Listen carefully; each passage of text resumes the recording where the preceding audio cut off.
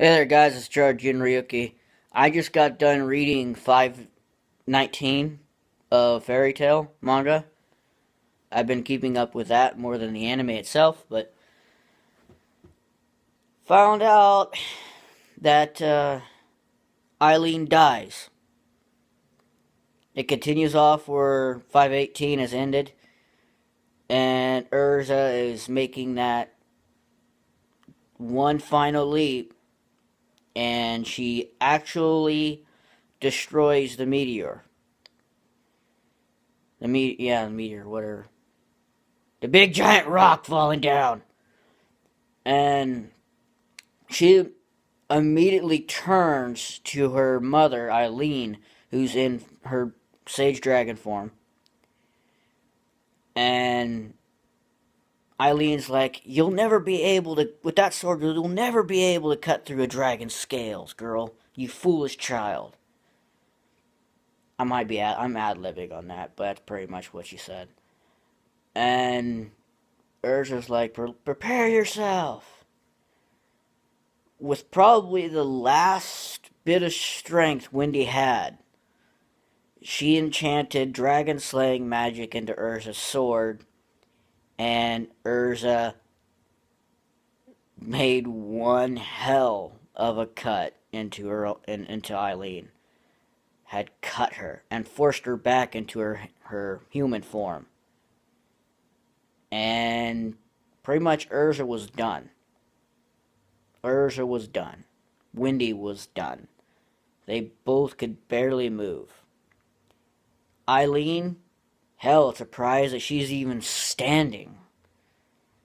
She's one of the strongest. The Queen of Dragons, one of the strongest of the Spriggans, and she's still standing, somewhat, barely. And she takes Urza's sword, and she says, "This is the end for you." And all Urza does, blah, is just laugh. She has a grin on her face, and she's laughing. Which is actually funny. It's Urza. And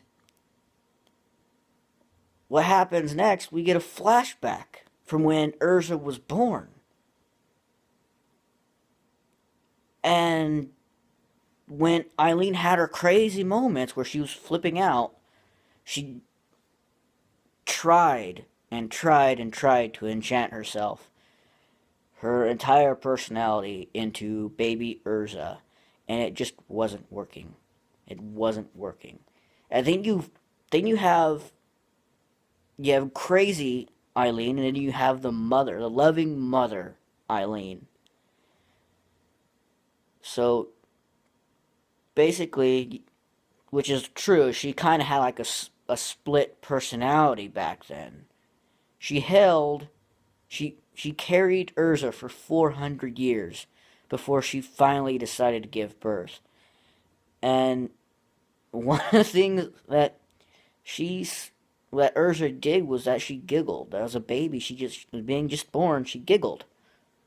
She laughed.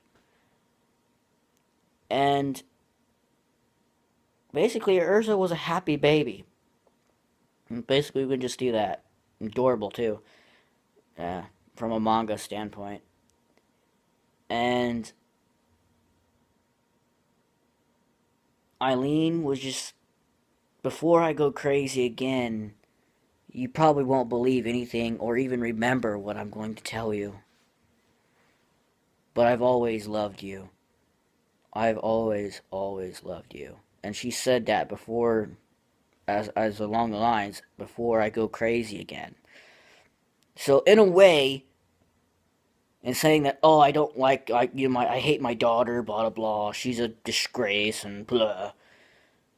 In all actuality, Eileen loved Urza with all her heart. That's why she left Urza where she left her. That's why. It was because of love. Her pain and what she'd been through made her crazy. But love was the remedy she needed to heal her heart. And just like she couldn't enchant her personality into Urza's body, her young body, she couldn't kill Urza. Her last, before she gave her last breath, she took Urza's sword and ran it through herself. She said, I cannot kill my only daughter.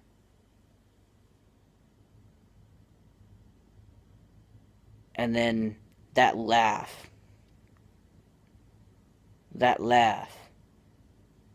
I wonder if I can still remember it.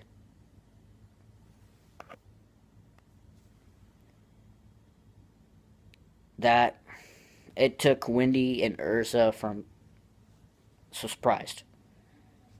They just were shocked that this happened.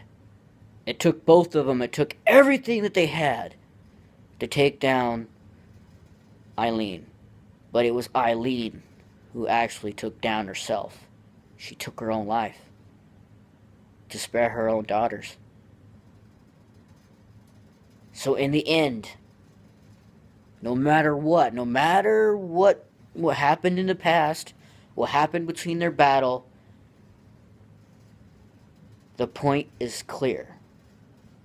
Eileen, despite her pain and despite her past, she still is a loving mother.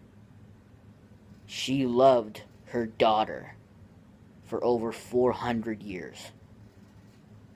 For 400 years. And she still loves her. That's the key. And that's what helped Eileen. That's what saved her. Was her love for her daughter. And because of that, that allows Wendy and Urza to continue the fight. Even though they'll be on the sidelines for a while because their injuries have to heal, but still. If this really is the final arc for Fairy Tail, I like it so far. And thoughts for the second one, for 519, for 520, Dragon or Demon? I think Igneal, since possibly Igneal will be the only one to be the last one to talk to Natsu in his mind, in the deepest parts of his mind, he's going to give Natsu a choice to continue being a dragon or dragon slayer, or become the demon. End. And because of that demon seed that's in Natsu along with the dragon seed, that's what makes him end. Whether or not he fully understands that. But if I was to say, if he had In's power, the demon seed's from the demon seed, the power itself, will that be enough, combined with his dragon slaying power, to take on Zeref and Acnologia? Because that's his main goal. But if he dies, literally dies, there'll be no one else. Throughout, as long as I've watched Fairy Tail and read the manga, Natsu was always the one that somehow, when he was really needed most, he came through for everybody. He took out the strongest people, took on the strongest people, and somehow overcame them. Not always, no, he did not. But no, he did not always win. But he still gave it everything he had. And yes, he had help in the process. So I think Natsu is going to get a choice. Even though he's dying, he's going to get a choice between the two different forms, the two different powers. Either stay a dragon or go to demon. Don't know. Just gonna have to find out for next week's manga. above all else. Thank you guys for watching. This is my thoughts on 519 of the Fairy Tail manga. And I will see you guys next time. Peace.